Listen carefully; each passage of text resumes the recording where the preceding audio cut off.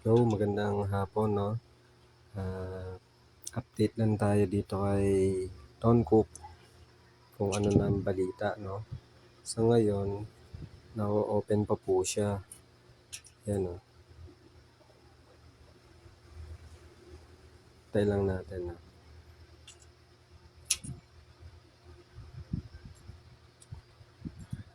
Ended na at tapos ended na din sila. Ayan, na-o-open pa po siya and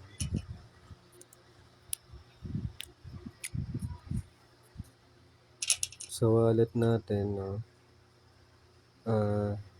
created 'to kahapon pa. September 21 na ngayon 'no. Hanggang ngayon walang pumasok sa wallet natin. At nag-try din tayo kagabi.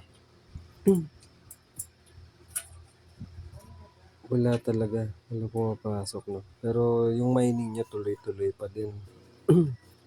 So kung titingnan naman natin dito sa may proof of payments, yan, hindi natin alam kung totoong nag-upgrade to. Kasi 'di ba dati may user ID na nakalagay diyan kung sino yung mga nag-upgrade. Ito hindi natin to kilala. Sino ba itong mga to? Naging add to contacts na oh. Or mga naka-PC siguro no. Mga naka-PC yan. Kaya napag-withdraw pa sila. Napakaswerte naman na. Mga sumunod, wala na. Ito ngayon lang to, 205 guys. Kasi 207 pa lang ngayon. No? Check natin dun sa X. Wala na din sila. Hindi na ma-search.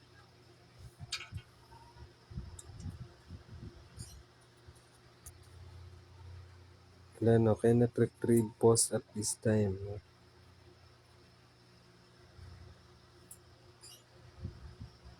Wala na.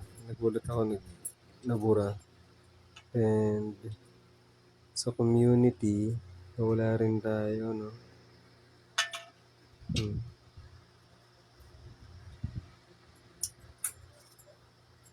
Naging for sale na yung mga username nila.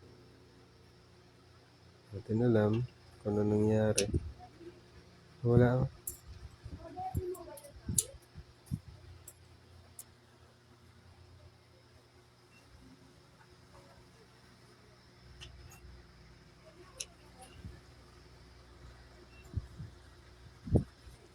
Sayang.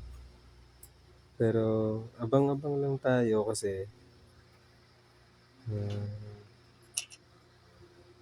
yung mga nakapag-withdraw ngayong hapon, no? Hopefully withdraw pa tayo dito, no? Tuloy na lang nila, no? Kasi meron tayo nakita sa Twitter na tina-transfer na nga daw yung funds na naligom ng team papasok sa Mexi. Ngayon, nung na-report, ito namang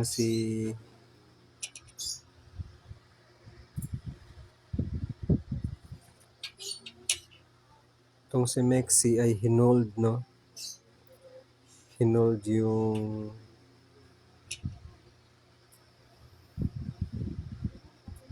ano pangalan?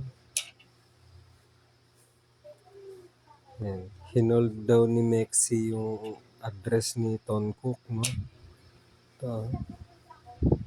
And siguro sa dami din ng user ni Tom Cook, imposibleng hindi nga matrace to. Kasi naka-gold check to Naka-gold check si Tom Cook Yun mapapansin nyo may gold siya doon, di ba? Pag may mga gold check kasi, ang indication yan yung account official organization yan. At mga verified organizations yan. Kaya ngayon si Mexi, sabi naman dito ay hinold na nga raw nila yung funds, no? For about 48 hours. Ang problema,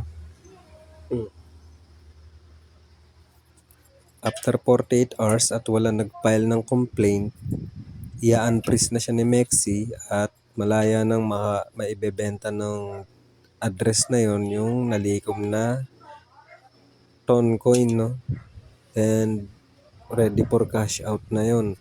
Siyempre, ipagpapasa-pasa niya muna yun sa ibang exchange hanggang sa hindi na siya ma-detect. Yun na magiging problema. Kaya sana ma-support to. May mga magagaling din dyan na file ng yung mga kabisado yung magandang galawan, no? I-file na lang nila dito. Yan. Para baka sakali pa, no, matrace natin sila at makasuhan din. Kawawa din naman kasi yung ibang investors, no, kung sa atin hindi kawalan yung gantong amount o syempre pera pa din yan, di ba? Hanggat maaari, maipile to, no, maipakalat yung gantong options na pwede pala tayong maghabol sa mga investments.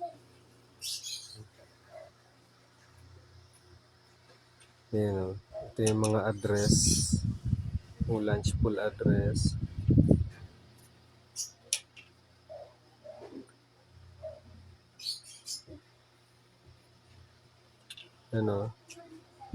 Nililipat siya sa may Mexi, guys, na. Oh.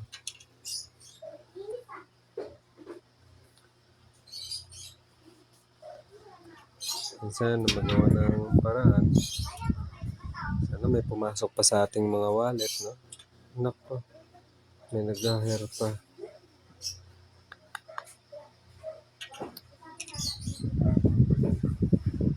Yun lang. Yan na mabigat.